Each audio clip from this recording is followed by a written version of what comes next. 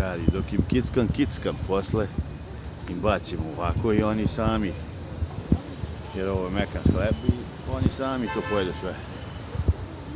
Ne moram da ih kickam. O, bolje, kako ću reći. To su ta Božja stvorenja naša, najslađe na svijetu. Sva Božja stvorenja. A ti, Đuro, šta je? Mora se boriš za hleba, brate. Svi mora se borimo. Ako se plašeš od drugih,